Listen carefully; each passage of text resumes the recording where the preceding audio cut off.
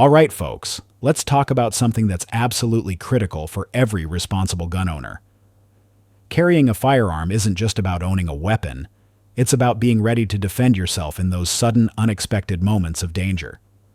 For many in the gun community, the focus tends to revolve around perfecting the most effective ways to carry, whether that's inside the waistband, outside the waistband, or appendix carry. But what about the mistakes? Knowing what not to do can sometimes be just as important as knowing the right approach. In this discussion, we are going to delve into some of the most dangerous and impractical firearm carry methods out there, and we're going to talk about why they could seriously jeopardize your safety. We will examine some of the most debated techniques, we'll uncover their hidden flaws, and we'll spotlight the one carry method that stands out as the absolute worst. Carrying a handgun for self-defense is more than just a statement of preparedness. It is a commitment to safeguarding your own life and the lives of those around you. However, the real challenge lies not in simply owning a gun, but in carrying it in a way that ensures you are ready to act at a moment's notice. The method you choose can either equip you to respond quickly and effectively, or it can leave you dangerously exposed when every second counts. The world of concealed carry offers a wide range of options, each one claiming to be the most effective. Inside the waistband, outside the waistband, appendix carry, or small of the back. Each method has its supporters and its critics. But they all share one critical element: the need to balance safety and accessibility. If you can't draw your firearm quickly and reliably when you're under pressure, the practicality of carrying it becomes moot. In self-defense scenarios, time is everything. Research has shown that the average violent confrontation lasts only a few seconds, and the hesitation that can be caused by an unsuitable carry method can mean the difference between survival and catastrophe. Choosing the right method isn't about style or convenience. It is about being prepared. A firearm that is placed in a difficult-to-reach position or is carried in a way that sacrifices your control can spell disaster in a life-threatening situation. Unfortunately, not all carry methods are created equal. Some, despite their popularity, come with hidden dangers that are often overlooked. Mistakes in how you carry aren't just tactical drawbacks. They can actively endanger you. Imagine being unable to draw your gun when you need it most because it's stored in an awkward spot. Or worse, losing control of it during a struggle because it's carried in a position that is vulnerable to theft or interference. A poorly chosen carry method can turn your tool of defense into a liability. With that groundwork laid, let's explore some of the most debated carry methods and understand why proper firearm carrying truly matters.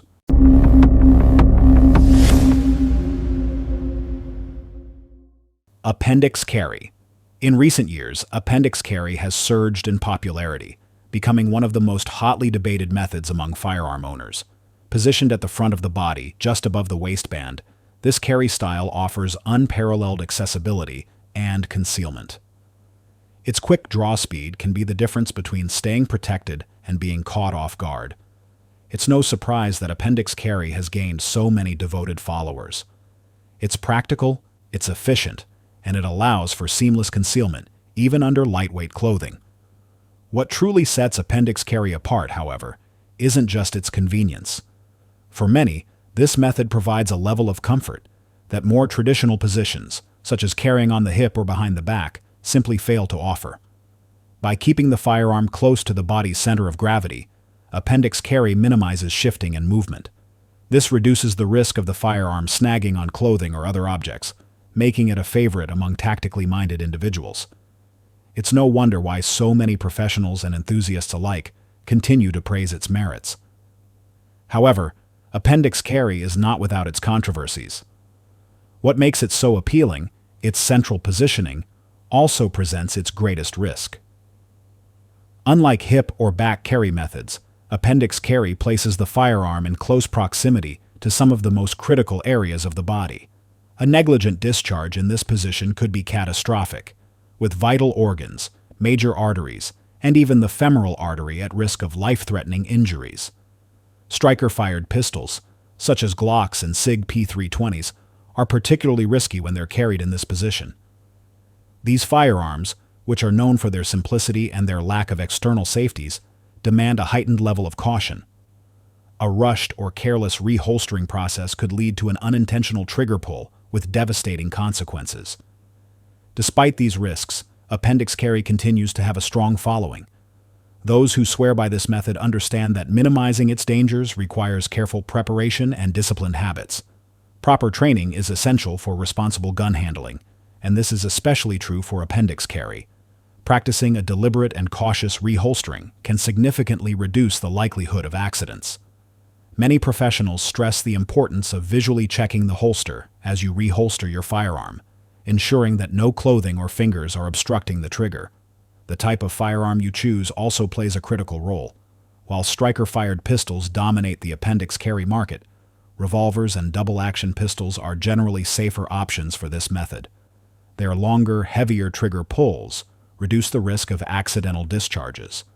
For those who prefer semi-automatic pistols, choosing models with external safeties or using trigger-blocking holsters can provide an additional layer of security. Equally important is the quality of your holster. Investing in a high-quality appendix carry holster is non-negotiable. A proper holster should offer excellent retention, it should fully cover the trigger guard, and it should fit securely against your body. So, what's the verdict? Appendix carry isn't for everyone, but when it's done correctly, it can be a highly effective and advantageous method. Its unmatched speed and accessibility make it a popular choice for those who prioritize efficiency. That being said, it demands a higher level of discipline and situational awareness compared to other carry styles, and the consequences of getting it wrong can be severe. Small of the back now, let's dive into small of the back carry, a method that is often favored by those who are seeking maximum concealment. Positioned snugly along the curve of the spine, this carry style keeps your firearm out of sight, even under light clothing. It's easy to understand its appeal. The small of the back feels like a natural, unobtrusive resting spot. For many, it seems to strike the perfect balance between concealment and comfort. At least, that's how it appears at first glance. However, despite its apparent advantages, small of the back carry comes with substantial risks that far outweigh its benefits. Chief among these is the heightened danger of spinal injuries in the event of a fall. Carrying a rigid object like a firearm directly over your spine creates a serious point of impact that could result in life-altering injuries. And this risk isn't just theoretical, it is well documented, particularly within the law enforcement community. Police departments across the country have outright banned small of the back carry for precisely this reason. In one notable case, an officer slipped and fell on his backup radio, sustaining a spinal injury that left him permanently disabled. The dangers of carrying a heavy steel object against your spine cannot be overstated. It's a risk that no one should take lightly. Beyond the physical dangers, small of the back carry is also highly impractical under high-pressure conditions. Drawing your firearm from this position requires an awkward reach behind your back, making it much slower and more cumbersome compared to other carry methods. In an emergency where every second counts, this added delay can be disastrous. Additionally, bending or twisting to retrieve your firearm not only exposes your position, but it also leaves you vulnerable to counterattacks. From a legal and professional standpoint, this method faces significant discouragement. Many insurance companies and department policies outright prohibit small of the back carry due to the liability associated with potential injuries. The risks are so pronounced that even pocket carry, which is often criticized for its own set of limitations, is both safer and more practical. Pocket carry allows for quicker access and completely eliminates the risk of spinal injuries. But despite its glaring flaws, small of the back carry still doesn't earn the title of the worst carry method. That distinction belongs to an even more impractical and potentially dangerous option: ankle carry. Carrying a firearm on your leg comes with an entirely different set of challenges. The constant motion of your legs puts additional strain on the holster, which increases the likelihood of wear and tear over time. This can lead to retention failures, potentially causing the firearm to fall out during vigorous activity. Even with a secure holster, the natural movement of your legs can make the gun feel like a clunky, awkward weight, swinging with every step. This isn't just uncomfortable, it can also increase your risk of injury. When it's put to the test, the practical drawbacks of ankle carry become glaringly obvious. Even a lightweight revolver, such as the Smith & Wesson 637, feels significantly heavier when it's strapped to your lower leg, serving as a constant reminder of its presence. Ankle carry also severely limits your choice of firearms. Most users have to resort to small, lightweight guns to reduce the bulk and the discomfort. However, these smaller firearms often lack the stopping power and the ammunition capacity that are necessary for high-stakes situations.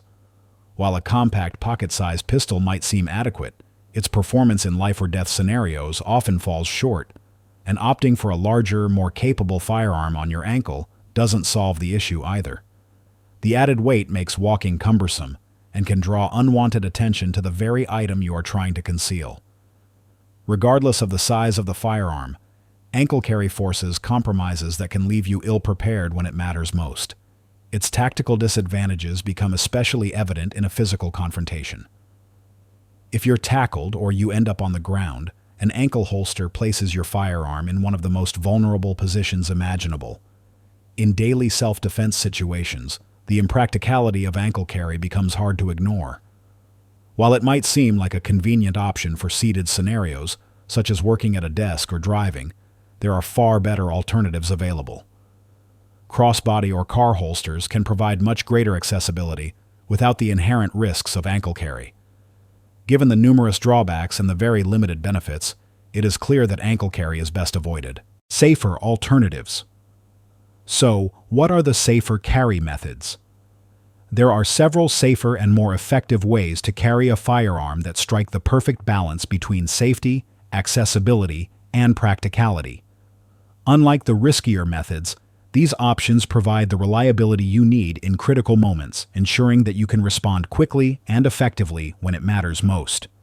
Inside the waistband, or IWB, outside the waistband, or OWB, and pocket carry are among the top choices for both concealed and open carry enthusiasts. IWB carry is one of the most popular methods, and for good reason. By securing the holstered firearm inside your waistband, this method offers excellent concealment while keeping the weapon secure and easily accessible. Its versatility makes it suitable for a wide range of clothing styles and body types. OWB carry, on the other hand, provides unmatched ease of draw. Since the holster is positioned outside the waistband, it allows for a natural grip and a smooth, efficient retrieval of the firearm. While it doesn't offer the same level of concealment as IWB carry, OWB is a favorite among law enforcement officers and open carry advocates who prioritize speed and readiness. And for specific scenarios, pocket carry offers a simple and effective solution. This method works best with small, lightweight firearms like subcompact pistols or revolvers. A properly designed pocket holster adds a crucial layer of safety by covering the trigger guard and keeping the firearm in the correct orientation. While pocket carry may not be ideal for every situation, it serves as a discreet and practical option for backup guns or for environments with minimal threat. But even the most effective carry methods are only as good as the training and the equipment that support them. Investing in a high-quality holster is absolutely essential. A reliable holster will ensure proper retention. It will fully cover the trigger guard, and it will minimize the risk of accidental discharges. Equally important is your training. Regularly practicing your draw, your reholstering, and maintaining your situational awareness will help you to use your chosen carry method with confidence, even under pressure. A safe and controlled draw, executed with precision, can make all the difference when every second matters. And that wraps up our discussion. The best carry method is ultimately the one that strikes the right balance between comfort, safety, and readiness. With the proper equipment and consistent training, methods like inside the waistband, outside the waistband, and pocket carry stand out as reliable and practical options for self-defense. What about you? What is your preferred carry method? Share your thoughts down below and let us know why you believe it's the best choice. Don't forget to like this video, share this discussion with others, and subscribe for more content like this. Stay safe, and we'll see you on the range.